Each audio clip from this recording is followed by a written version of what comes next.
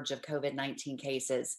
Today, we are reporting the CDC has now ranked Tennessee as the second worst state in the country in the number of people testing positive for COVID-19, as we report yet another day of record high number of single day cases, over 11,000. 52 new deaths as well. And the situation obviously even more dire as we head into the holiday season. This afternoon, we are talking with some of our local legislative leaders and the region's top medical professionals about the impact the virus is having on our community and how we get through this next phase of the pandemic together. This is not a political debate. This is an session.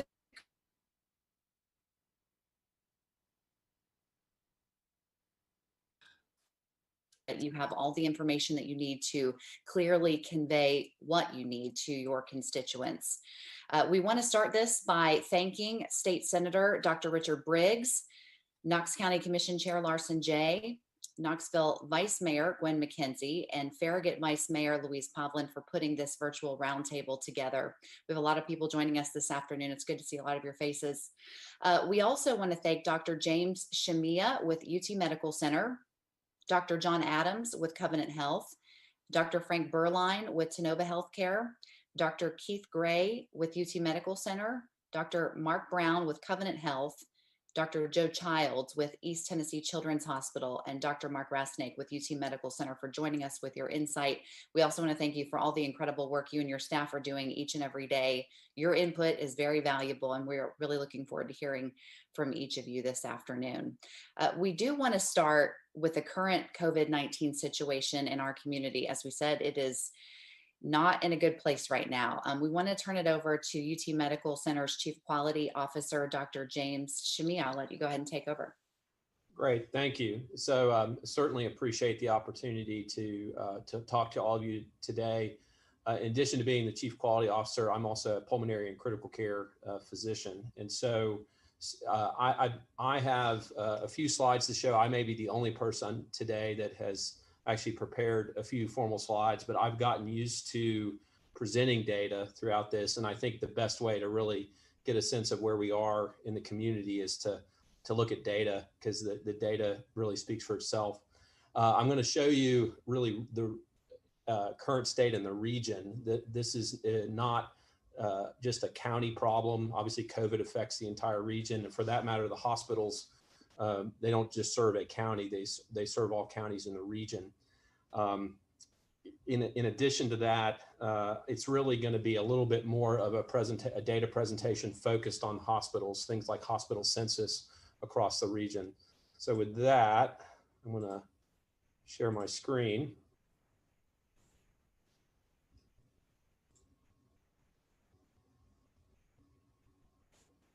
Okay, can you see a COVID-19 data update slide? Okay, great. And so this will just take a few minutes. And so first of all, we look at, this is new cases by week and by month.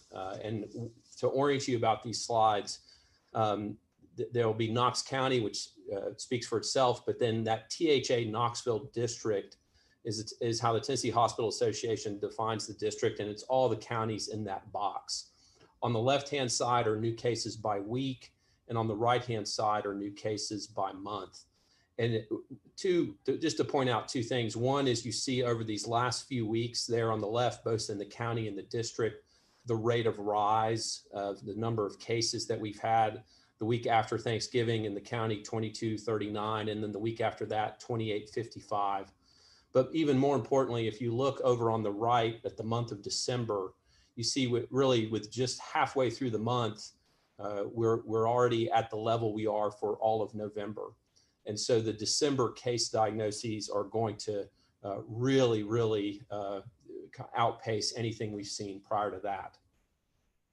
So then this looks at the population centers across the state, Shelby, Davidson, Hamilton, and Knox. And notice that the left-hand axis is adjusted depending on the number of cases. But what you see in Knox is just the rate of growth that we've had over these last few weeks. And honestly, our closest peer at this point is likely Davidson, just in terms of amount of cases. And that's notable because we certainly don't have the same population that Davidson has. And so that just is an indicator of the amount that COVID is spreading within our community. So this breaks those new cases down by age decades, and then 51 and over. And so what you see here, first of all, is that the all age demographics are now spiking. For the last several weeks, it had really just been those 51 and older, but now we're starting to see them all rise. But by far, the new case diagnoses are being driven by those who are 51 and older. I think there's two reasons for this. One is we're at a phase in the pandemic where the thing driving testing, by and large, are symptoms, and those who are 51 and older are more likely to have symptoms. The other thing, though, from a hospital perspective, is we know those who are older are more likely to be hospitalized. And so that group that's driving the case diagnoses are also a group more likely to be hospitalized. So this is the only slide that is specific to UT Medical Center, and that's just simply because this is not the type of information that's available far and wide, but this is a single day at our hospital of the patients hospitalized for COVID-19 and the spread of ages. On the left-hand side are those in acute care, or in other words, not in the intensive care unit. And on the right-hand side are those that are in the intensive care unit. And what you see is, even though clearly there is in acute care side, more that are 70 and older, there is quite a distribution of ages represented there. And you see that notably on the intensive care side, there's also a distribution of ages, including those younger ages. So the point is that it's not just something affecting those who are 70 and older. So this is the positivity rate, and you can see that in the early summer, in May, well, in spring, summer, May, and June, we were hovering well below 5%. Then in the August timeframe, below 10%. And now we seem to be steadily over a 20% positivity rate. So when you get this level of positivity in terms of positive tests, it's just an indicator that whatever attempts have been made with quarantining and contact tracing are really, they've ceased to be effective. So now, just to wrap up these last few slides, to focus on hospitalizations. These are new hospitalizations, the same orientation by week and by month in the county and the district. And there's a data lag for a variety of reasons between cases and from a reporting standpoint. So this is not totally up to date, but what you see is we're starting to see that post-Thanksgiving spike in new hospitalizations. And you also see on the right-hand side, similar to case diagnoses, that December is going to likely, with us only being halfway through the month, far exceed November in number of new hospitalizations. And then finally, this is the inpatient census on any given day across all the hospitals, across all of these counties. And so I'll just talk you through this just a minute. This is my final slide. So what you see is, first of all, in the summer, we had a spike to 185. That likely correlated to the combination of Memorial Day and July the 4th. Then the number came down. And again, this is the number of patients hospitalized each day across the region for COVID-19. So it recovered, it came down to some extent, and then it spiked again to 236. That was likely, at least in part, related to the Labor Day spike. It leveled off, it didn't come back down, and then it's been consistently rising since that time. This rise doesn't correlate with a specific event. We're just now starting to see the post-Thanksgiving spike. So what this part likely correlates with is the combination of, well, the colder weather that's both impacting the virus to some extent, but also leading to people staying indoors and in close quarters more. And so when we've projected that out, I mean, you can see that line. It's a pretty steady diagonal line upward at this point. We certainly have learned that we cannot predict the future. There's so many variables at play. As was mentioned, we've had some very good news about the vaccine, But at least from this standpoint, we certainly don't anticipate the vaccine having any immediate impact on the next 30 days, for example, in terms of the rate of hospitalization. And then we are heading into still experiencing the Thanksgiving spike, and then what can be anticipated to come, which is a post-December holiday spike. And so with that, I'm going to stop my screen share and hand it back over. All right, Dr. Shamiya, thank you very much for sharing that. We want to talk now about the impact of COVID-19 on local hospitals.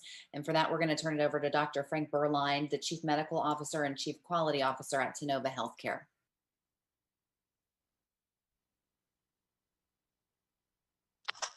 Thank you. First, I'm just going to thank everyone for allowing us to be here today and present this information. Certainly something we've been dealing with for a long time, and we appreciate everyone's desire to know more about it. We're going to start. I'm actually co-presenting this part with Dr. Keith Gray, the Chief Medical Officer at the University of Tennessee Medical Center, and I'm going to let him start us off with a little discussion from there. Thanks, Frank. And again, I want to echo Frank's and James' sentiments for having us here this afternoon to share with you. I am Keith Gray, Chief Medical Officer at the University of Tennessee Medical Center and also a practicing surgical oncologist. So I want to start and talk a little bit about the hospital situation and really start from a 20,000-foot perspective and talk about the gains that we have made as a group of hospital systems. The first thing that I'm most proud of is our ability to collaborate. We formed a collaborative union during early in this pandemic, really in the early part of March, and committed to addressing these unknowns together. That collaboration included the University of Tennessee Medical Center, East Tennessee Children's, Covenant Health, Tennova, and Blount Memorial Hospital. We committed to let no system fail, to share information, to be transparent with each other, and to commit most of all to caring for the comprehensive needs of our community. I think our collaborative efforts was a differentiator for us in the beginning and also now. From a statewide standpoint, it was clear that we were leaders in the Knoxville metropolitan area in our ability to collaborate and to come up with solutions to address this pandemic. And also our relationship with the Knox County Health Department has been invaluable. We consider them the hub of the spokes during this collaboration. Secondly, I want to talk about our priorities. Our priorities, again, from day one was ultimately patient safety and the safety of our team members. With that said, we limited visitations to keep both parties safe. We screened our visitors. We tested our patients that were undergoing surgery to make sure that they were COVID-free. We segregated those with COVID from our non-COVID patients, and we committed to advocating for and practicing the 5 core measures. We also wanted to maintain a culture of integrity, of trust and transparency for all stakeholders, not the least of which was our patients, providers, and obviously our community. And we wanted, again, to provide for the comprehensive healthcare needs, not just for COVID patients, but for non-COVID patients. Our constraints now are different from the constraints we had initially. Initially, as you know, our constraints were the unknown, first of all. Secondly was testing. And third was our PPE supply. We shut down all non-essentials back in late March and early April, just so we could create an anticipation of the need for capacity and also staffing. And while that didn't manifest, it may not be a stretch to say it did manifest because of the aggressive actions that we took. But clearly, we don't want to go back there. We don't want to shut down again. We want to continue to take care of the comprehensive needs of our patients. During that time, I think most would agree that we saw some potential exacerbation of disease. And so we want to remain open. Our current constraints, though, are our capacity in light of the data that Dr. Shamiya just showed you, and our ability to staff those beds when we need them. Obviously, all of our team members are vulnerable to the amount of COVID that's in the community. So we want to keep them healthy so that they can continue to take care of the patients of East Tennessee. We don't want to delay treatment related to the fear of COVID being in our hospitals. I would advocate that the hospitals may be one of the safest places to be in the region as we speak because of all the things that we're doing. And so we want to advocate and let you know, to let your constituents know that our hospital is safe and that it remains open for all the needs of our community.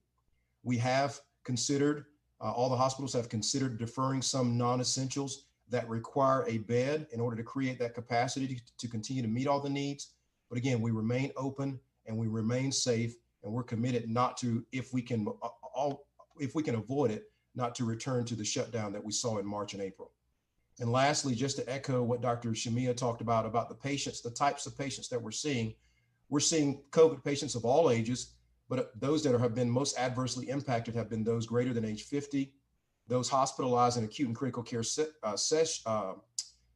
settings greater than age 60. And as he said, we're breaking records weekly, almost daily in our region, in our 11 county region. We have over 550 patients hospitalized in the region. 20 to 25% of those are in the ICU. 60% of those are on the vent, and they have extended lengths of stay, which add to our capacity constraints.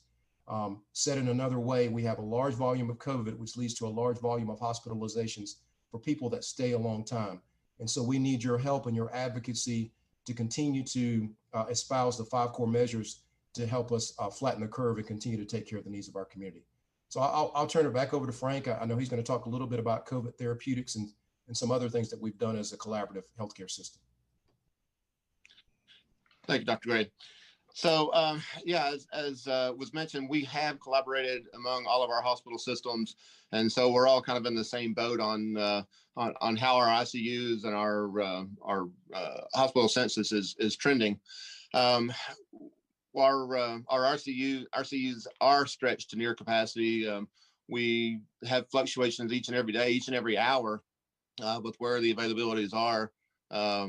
And we've even, and I think each hospital has increased the number of beds available at the institutions.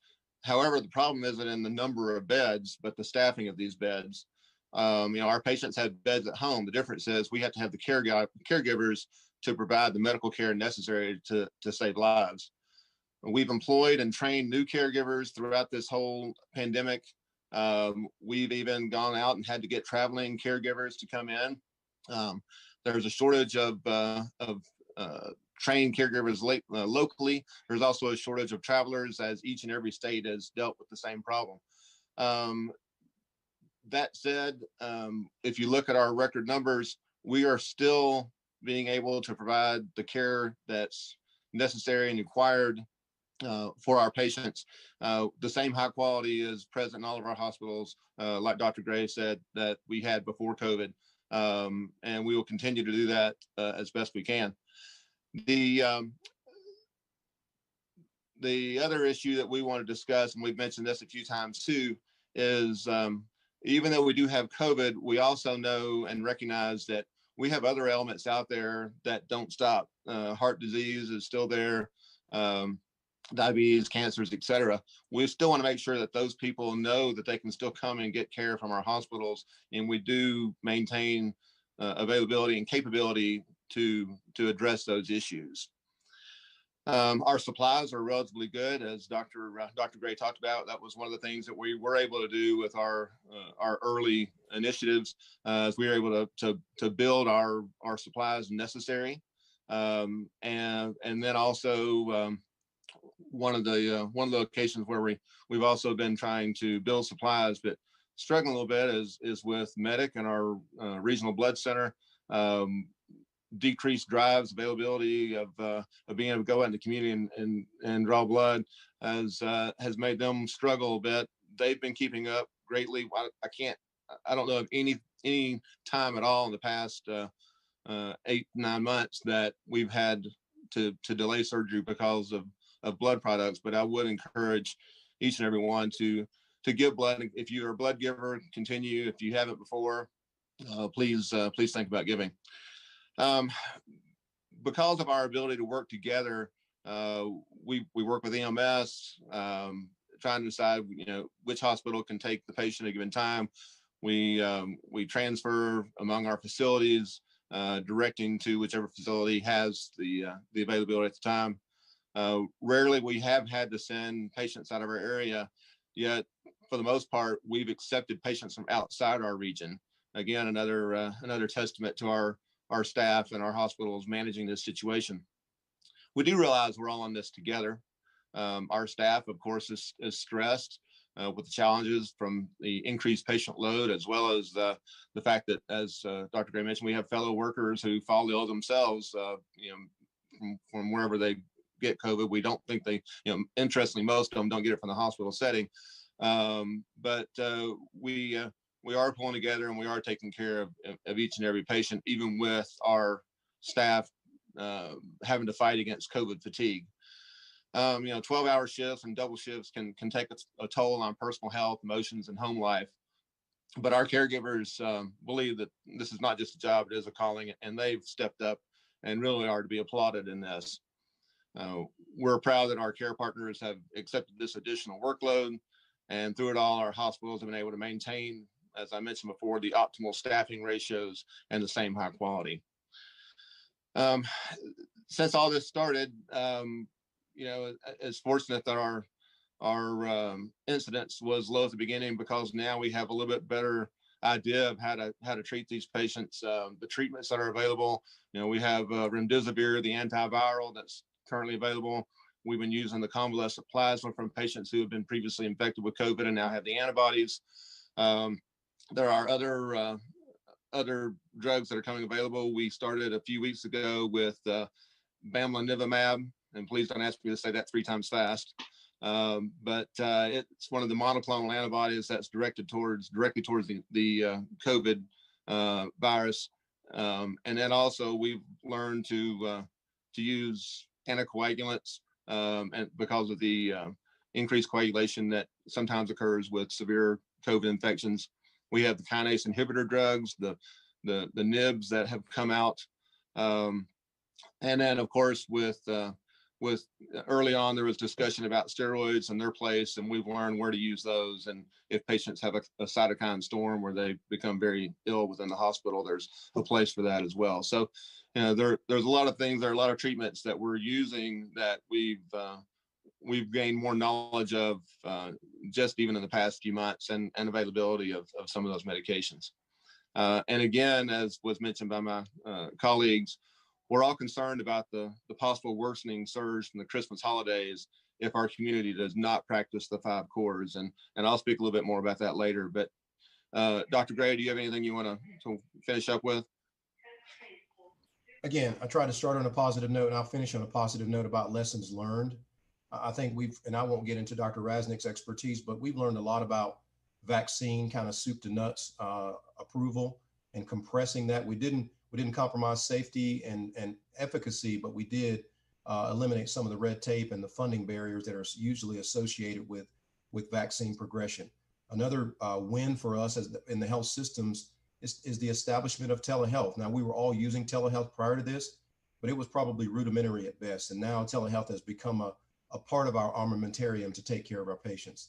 And lastly, we've learned how to get patients out of the hospital that really don't need to be here.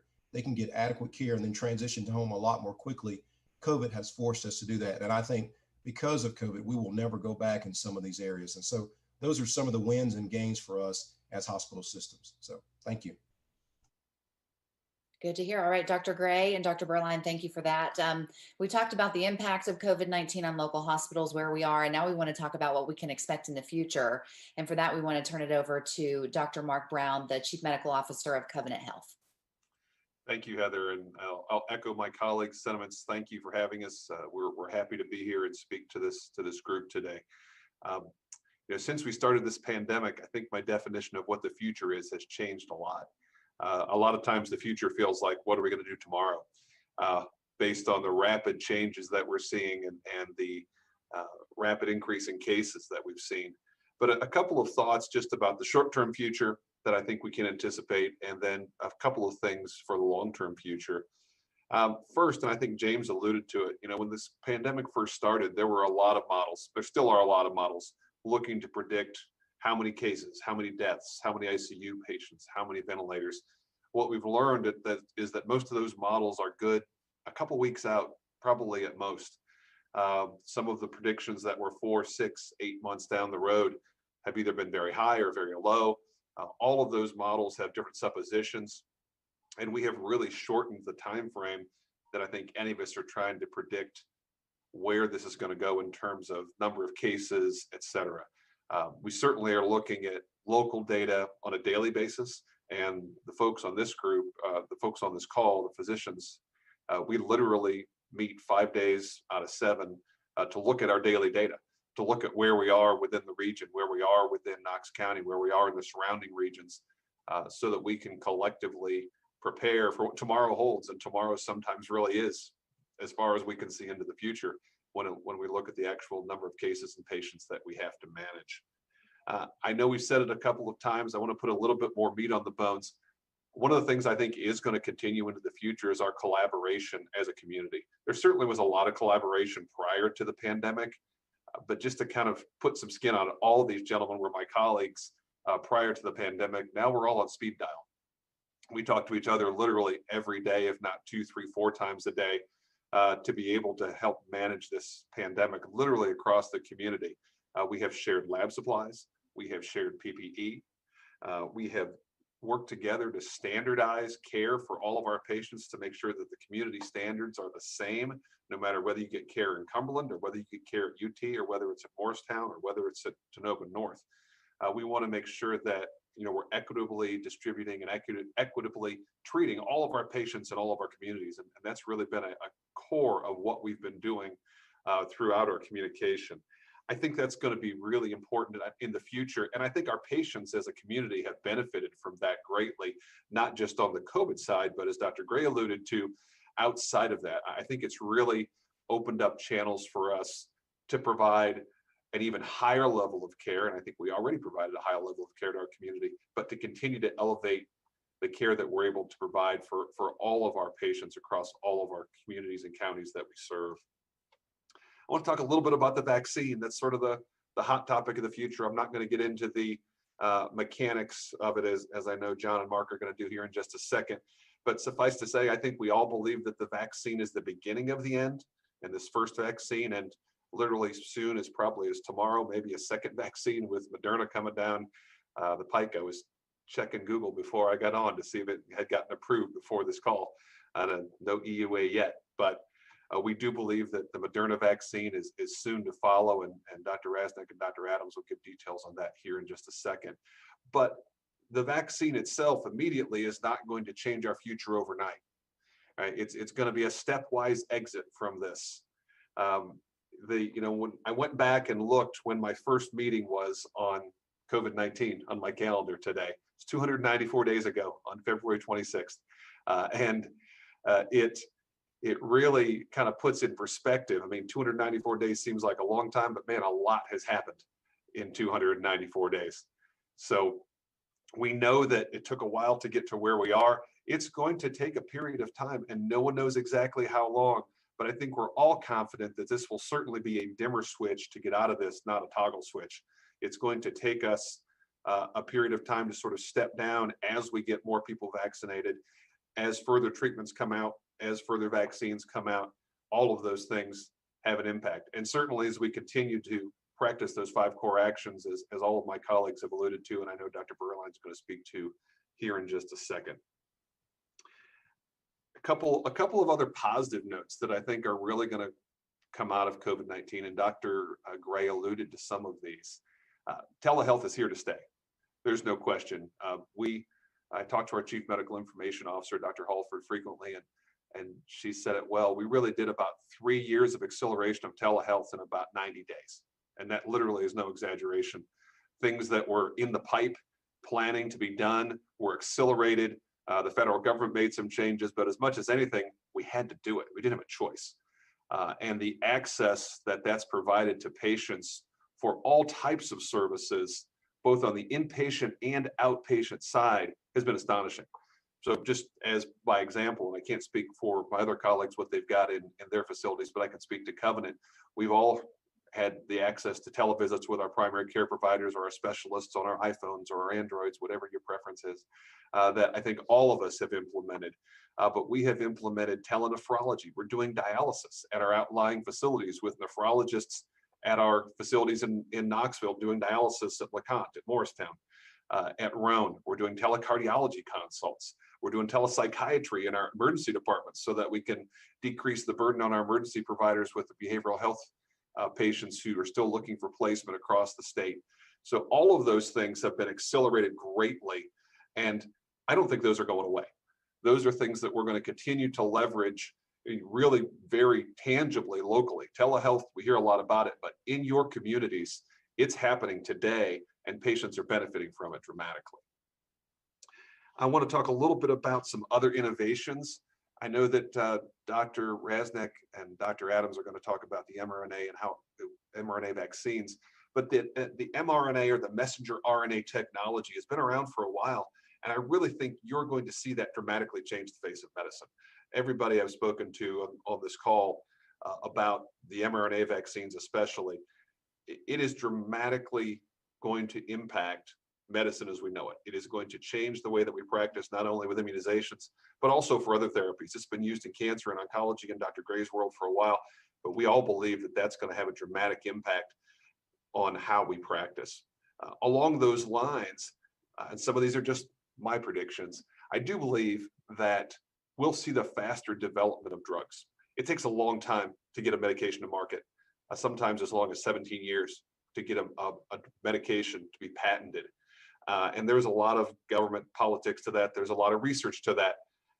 With the development of the vaccines recently and the assistance of the federal government, there has been an incredible redesign in how medications are made. Still very safe, still thoroughly vetted, but doing things in parallel instead of in order, one after another, so that we can get things to market that much faster. And I do think you're going to see the faster development of treatments, not just for COVID-19, but in general across the board. I think you're going to see different care models that Dr. Gray alluded to. CMS, Medicare is promoting models like hospital at home. I think caring for patients outside of the acute care hospital setting is going to be coming sooner than later. And that's not necessarily COVID patients, but congestive heart failure, diabetes, arrhythmias, blood clots. There's a lot of things at certain levels that are able to be treated with our home health partners who are invaluable in this equation to be able to care for our patients outside of the acute care hospital setting. There will always be a need for acute care. There are always going to be patients who need to be admitted to a hospital, but we are, I think, going to see a change in those care models. I think we're going to see some IT developments, and not to get too far down the IT road, but I think you're going to see a lot more touchless interfaces in healthcare. Even when you go to pay your bills at a restaurant or at a gas station, you're not touching credit card readers, et cetera. There's a lot of touch screens in healthcare. And I think you're going to see a lot of voice technology. I think you're going to see a lot of investment in that to make things easier to care for patients without having to touch as many things.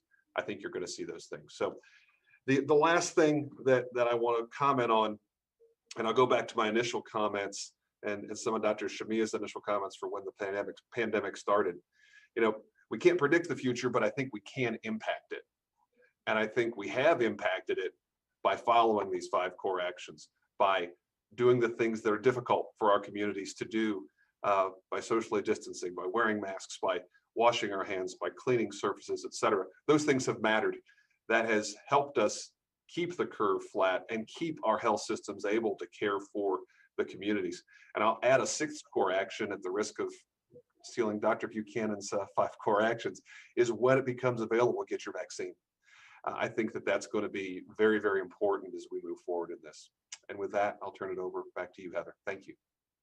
Thank you very much. Sounds like there's some very promising technology in the works in the future. We want to talk now a little bit about the effect of COVID-19 on children. We've talked about it more in adults, but Dr. Joe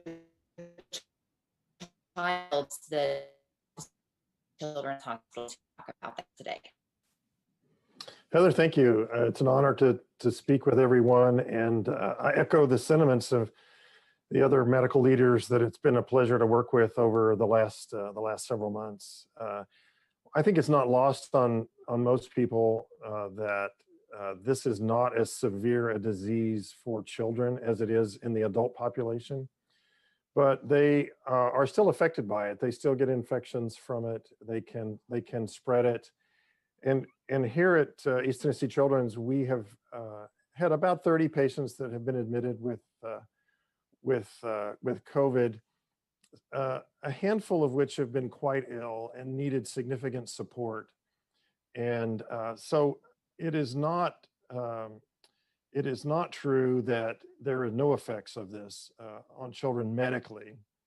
And then we've learned, as has the rest of the country, that after sometimes mild cases of COVID or sometimes asymptomatic cases of COVID, within a few weeks, there can be a very dangerous complication that was first described last spring, especially in New York City and in Europe.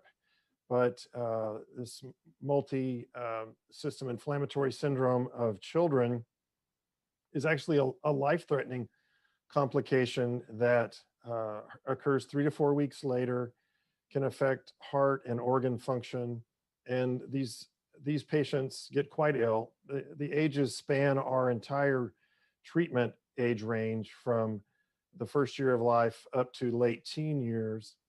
And we have seen this here, also a number of cases, especially a cluster around Thanksgiving as local cases in the community have risen. So children are certainly medically affected by COVID, and because they get this infection, they can also spread it into susceptible adults or vulnerable adults that they may be in contact with, depending on their home environment. We've certainly done a great job, I think, in the community of sharing the learning about how to recognize the serious complications of COVID among pediatric providers. And I think that has had impact on identifying these early. And the good news is it can be treated and reversed usually very quickly if recognized. I do want to comment, though, Heather, about the impact of children that's not related to their medical needs. They are not innocent bystanders in the impacts of what changes we've had to make to deal with the virus.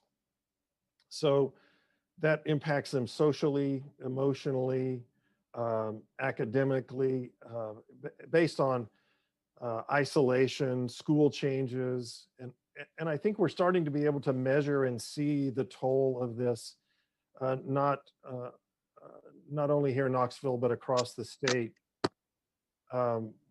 We have seen a significant rise in visits to pediatric providers and to our emergency room for emotional or mental health concerns. And this can include really severe situations, depression, suicide attempts, also can be involving substance abuse and other behavioral areas that are very concerning. This is approaching disastrous proportions in terms of how much of this is being seen in offices and ERs in our community and across the state. So I just want to share that as a major concern, that from a resource standpoint, there's going to be significant future needs of dealing with the impact of this. And I think we're also just learning about the educational impact and delays in learning and delays in development that are coupled with especially the most vulnerable of children, those who may have special learning needs or developmental disabilities, also may be disadvantaged by their socioeconomic status. We know that especially in the Hispanic community, there are measurable losses of especially economic resources for those families, and the impact for availability of food and extra resources that are needed to help during the stressful time are just lacking. So as advocates for children, I think here at East Tennessee Children's, we really want to emphasize that there is major impact here, and it's gonna be something we're gonna learn about for a long time going forward. We're excited about the development of the vaccines, and certainly immediately impacting our staff to be able to protect us from this illness so we can be here to provide the services that we need to for children.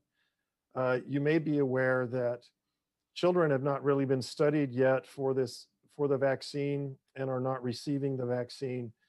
But that's important work that lies ahead, because to get immunity of significant percentage, part of the pediatric population is going to need to be vaccinated to achieve that herd immunity that you hear about.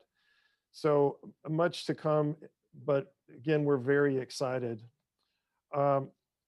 We also are very involved in telehealth and other learnings from this that are going to impact us going forward, and we're excited about that future. We're very hopeful about the future, especially with days like today, where we know that shipment of vaccine is coming to our city to start the very first stages of community impact of vaccination. It's been an honor to work with the other hospitals and leaders, and I think we are in a new era in terms of collaborating and cooperating. And that way we can learn together and make sure that none of us are suffering from a lack of availability of certain resources or lack of knowledge about things related to this illness. And we at Children's have definitely benefited from the adult systems and hospitals in the county and as well as in Blunt Memorial. So I just want to thank you again. And I also would share that we have reached out and are available to be a resource to our adult partners as this situation dictates. If things worsen, Children's Hospital is here to stretch our capabilities in terms of caring for not just pediatric patients, but young adults. We certainly hope that's not necessary, but you saw Dr. Shamia's slides on the current trends, and it is extremely troublesome that things may get a bit worse before they get better. So thank you again, and I'm happy later to answer any questions relative to our hospital and system. Thank you, Dr. Childs. We want to make time for the question and answer portion of this roundtable, but first we want to talk to Dr. Berline again about the value of following the 5 core actions. Yes, thank you, Heather. So yeah, we have discussed before about the 5 cores, and of course how you learn things is repetition. So I will go through them again briefly, but Dr. Brown noted some of them. But wear a mask, keep your hands away from your face, social distancing, wash and sanitize your hands, clean surfaces, and of course stay home if you're sick. And then, as Dr. Brown mentioned, and if the vaccine's available, take it. When we're looking at all these, there's a recent article that's taken an older study, or an older analogy rather, and saying that all these things are like slices of Swiss cheese. None of these are 100%, but when you take those slices and you stack them up together, the holes get covered, and your likelihood of developing COVID is diminished significantly. The mask in and of itself. There was a recent article by the University of Vanderbilt, Vanderbilt University, that stated it's very clear that areas where masking requirements have remained in place have seen much lower growth in COVID-19 hospitalizations. So that is good evidence that we need to continue wearing a mask everywhere that we're exposed to others. And the nose is connected to the mouth and the rest of the lungs. We need to make sure we wear those masks properly. The other thing about the mask and doing these things is it actually has also helped us with our flu for the year. I did mention when I'm a surgical and clinical pathologist, I went and asked our med techs the other day, what are we seeing as far as our flu numbers? And they mentioned that they were quite low compared to previous years. I did a little research, like CDC and the WHO, and sure enough, the flu prevalence typically this time of year is about 2.6, and we're only seeing about a 1.6 in the Northern Hemisphere. That's about a 40% decrease in the flu over what we would normally see. This decrease in the flu means we have less people with severe illness from the flu coming to our hospitals. So it does enable us to kind of shift some of our resources toward handling COVID. So it's a kind of a nice blessing there to allow that. We have to accept, we do accept that these 5 core measures do prevent COVID and other diseases. The problem is a lot of people don't participate in this because they think it won't happen to me or anyone I love. Many people who end up in the hospital have this same thought. And so I didn't think this would happen to me, that I would end up here with this. There's an old adage in medicine that, that can be applied here, is that even though the risk of death may be less than 1%, if it happens to you, it's 100%. So we need to keep that in mind and keep our guard up. Many of our hospitals have suffered critical shortages of staff beds after this recent Thanksgiving gathering. And we're concerned about the Christmas and New Year's holidays coming up. And I cannot stress enough how these 5 core measures can help us get through this next exposure and maybe avoid a tsunami. And then, as I mentioned before, our hospital workers may have some COVID fatigue, having dealt with this now for this many months. We're working through it, but the community has to work through it too. The community has to avoid COVID fatigue. Each of us has to engage in personal responsibility to prevent the spread of COVID, and we must encourage it in others that we see. That's all I have on the 5 cores. Thank you. Yeah, thank you very much. We want to move on now to vaccines and the next steps. We'll talk to Dr. John Adams with Covenant Health and also Dr. Mark Rasnick with UT Medical Center. There we go. Hello, everyone. Thank you for inviting me to participate. I'm honored to be part of this group and to have a chance to speak to our community leaders and state leaders about where we are and what lies ahead, and to try to do so as succinctly as possible, that not always being a ready matter for me. As we said, the vaccine is on its way, and we're expected to be getting our supplies tomorrow. I know within Covenant Health, we're going to begin vaccination programs about 6 a.m. on Friday morning. And trying to work in a very organized fashion to get our first line healthcare providers and staff immunized and able to be building up our immunity to the virus so that we can continue to provide care to our patients as the surge continues. As Dr. Brown said, this is a beginning. This is going to be incremental. We've got a big hole that we're in, and it's going to take a while to climb out of it. The vaccine will definitely help that. And I cannot stress enough just how important this step is. The vaccine has not been rushed. It appears fast because we have seen such a watershed change in our technological capabilities with vaccine development and deployment with this pandemic. This has never before been seen in human history.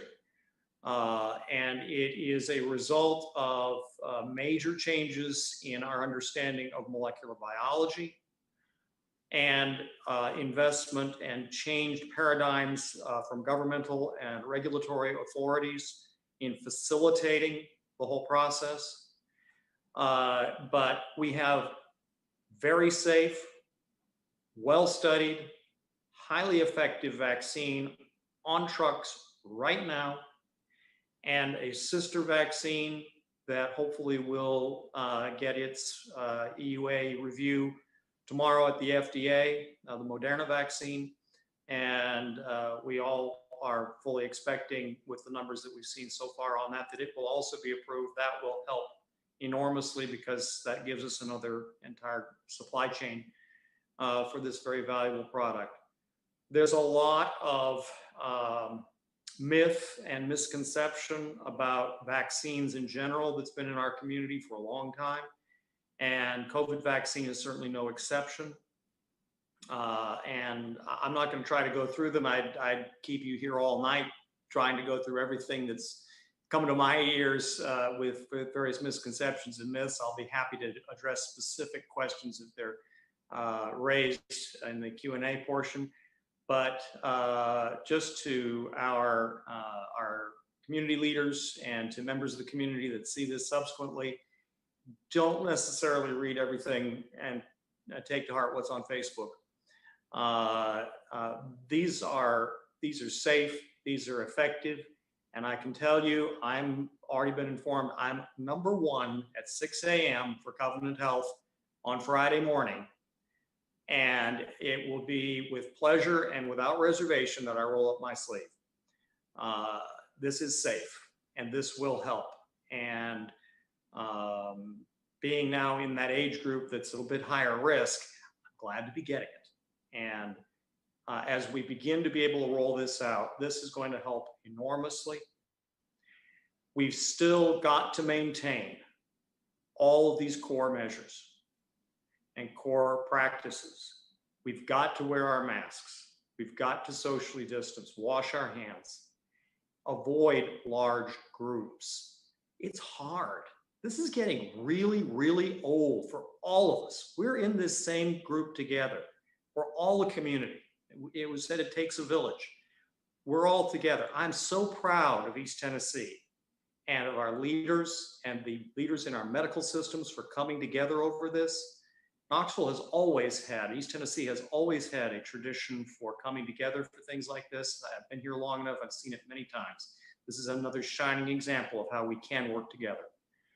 And as a community, from the top all the way down, every citizen, we've got to continue to pay attention to the very well-established means by which we can avoid infection and avoid spread of infection, while we're rolling out means to then prevent it by vaccination. So I just can't stress that enough. And I don't want to take all the time. My colleague, Dr. Rasnick, I know has some things to say, and I want him to have that opportunity. Thanks, John. And I appreciate kind of that lead in, and I beat you to the vaccine. I received confirmation from Pfizer about 30 minutes before this that I received active drug in the trial. And I was a participant back in the summer in this mRNA trial from the Pfizer product. And I had trust in that technology from what I had seen from the preclinical studies, from the early 100 or so trial participants that this looked like a very promising and safe thing. And I received my first 2 injections in the late summer, early fall of this year. Had no idea which product I received with certainty until about a half an hour before, and they unmasked trial participants, and I had the active drug for this, and that's just a very encouraging thing. But knowing more now, I have even more confidence in offering this vaccine, not just having read the data, seeing the preclinical trials, being a trial participant, reading the phase 3 studies. I've been through all 92 pages of the FDA submission, and I would happily offer this vaccine to any of the staff that we've been working so hard to protect going back since this pandemic started, and any of my family members. I wish I could get them to the head of the line to get us back to normal as a family group, but our staff at the hospital are the most critical ones right now for this community. And we're going to start tomorrow afternoon with a smaller group to pilot the system. And then, Friday is going to be our first full day as well. So we're looking forward to that. The thing to expect from the vaccine is it's going to be a constant effort on our part to reassure our employees, and when it gets to that time, the public, about all the misinformation that might crop up from time to time, but also the legitimate concerns about side effects that you're going to see. There will be a few allergic reactions as this vaccine rolls out. That's inherent with any medication that we use. Every antibiotic that I prescribe, there is a handful of patients that are going to get allergic reactions to things. We can treat those, people recover. We support patients as this happens. Also, there are going to be side effects that make people feel poorly for a day or two after the vaccine. People are going to feel run down. They're going to have fevers after the booster dose. That's an expected part of this trial. So we need to be very open with people as we roll this out and tell them that this is going to be a little more challenging in terms of your short-term side effects than a flu shot, but it's going to be very brief, but it's going to provide you a tremendous amount of protection. 95% efficacy against a respiratory virus is unheard of. That is just tremendous levels of efficacy for a vaccine. And technology like this will get us back to normal, but it won't get us back quickly. Just to kind of round up some of the data, Dr. Shamiya showed a slide with the state, and it had these little numbers on it with decimal places, the basic reproductive number of the virus. And it's just a shade above 1 kind of everywhere across the state. That means everybody that gets it infects one more person plus a little bit more, and it keeps the epidemic propagating. But that number could be a lot higher. The core measures are working. As frustrated as we are with this epidemic accelerating, it really would be a lot worse if we weren't social distancing, if we weren't doing hand hygiene, if we weren't, doing what we're doing. And that alone just isn't enough to contain this thing. We need the vaccine with it. And when we start thinking about herd immunity, as long as we're doing those other measures, that herd immunity threshold to stop the epidemic in the short term goes way down. We may only need 20 to 30% vaccine coverage before we start to see a real difference in how it's transmitting. But that doesn't mean we get back to normal, because as soon as we start crowding together again and going out without masks and traveling heavily and all the other things we do, interacting in large mass gatherings, the things that we all want to be back. I really want to go to another concert. I need that feeling. But to get back to that level of social interaction, the herd immunity threshold goes up to make that safe. We need to get to 70, 80% or more to really defeat this virus. And so when the numbers go down after the vaccine starts to kick in, it's going to be important to remind folks that we're not out of the woods just yet. We need to continue to do all those other things. The data people pointed out about the flu, the reason the flu is non-existent is because of the core measures. The flu vaccine is an effective vaccine, but only about 30 to 50% on any given year, compared to 95% for the COVID vaccine. But we've taken a partially effective vaccine with pretty good population uptake. I think about 60 to 70% of the population gets the flu vaccine. And we throw on board the core measures, and you're just not seeing flu. And so we throw in a highly effective COVID vaccine, we get maybe 30% of the population. The same math will kind of work out in the short term, and we'll see the COVID rates go way down. But again, that doesn't mean we're out of the woods until we get that vaccine, 70, 80%. And that's going to be when it's more of a challenge. Right now, people are really wanting to get the vaccine because, as you saw in that chart, COVID is as bad as it's ever been. And we're seeing the rates just go through the roof, and people are paying attention. It's going to be more difficult to get people to come in for vaccination when the COVID rates go down. It's the same conversation we have about measles sometimes. People have never known someone with measles. People have never met someone with measles. I've been an infectious disease doctor since 2004, and I've never seen a case of measles. And that doesn't mean measles isn't a threat, but it's hard to talk about the vaccine being important when no one's really ever seen measles. COVID will eventually get to that point where it's not everywhere. It's not the only thing people are talking about on the news, and we'll still need to be encouraging this vaccine to make sure we get rid of it and get rid of it for good, so that we can get back to normal. But again, very optimistic. Tomorrow is going to be an extremely busy day getting this vaccine clinic up and running. A week ago, basically, we didn't know that we would have a vaccine on a certain date, and we had really no definitive plan on how much we had to give. And now we have to have a vaccine clinic in place to vaccinate thousands of people over a 2-week period over the holidays. The nimble behaviors that we've all learned through COVID has prepared us for this. We're all sort of used to not being able to predict the short-term future. We've learned to work together as a team. We know how to roll this stuff out. And so we have people that are used to dealing with this stuff on short notice and getting us where we can deploy this vaccine effectively to our highest risk staff. And really looking forward to getting that process started. So I will stop there. If I could add something, I've seen some questions while you were talking coming about on vaccine effectiveness. This may just help get that out. We don't yet really know how long the vaccine is going to be effective, but the preliminary data seem to indicate that we may have a more robust response to this very carefully engineered vaccine that directs the entirety of our immunologic capabilities against one specific target area than responding to the entirety of the virus with a wide array. It's sort of like taking a battalion of soldiers on a 100-mile front versus the same battalion on a 1-mile front. You're going to be much more effective on that smaller area. And I think the data are beginning to indicate that although the natural immunity to this virus may be not too long-lived, the vaccine immunity may be vastly superior. We will learn as we go on, but that by no means, any doubts about that by no means reduce the importance of getting as much penetrance of vaccine as it is available as is possible, because even short-term, it's going to help.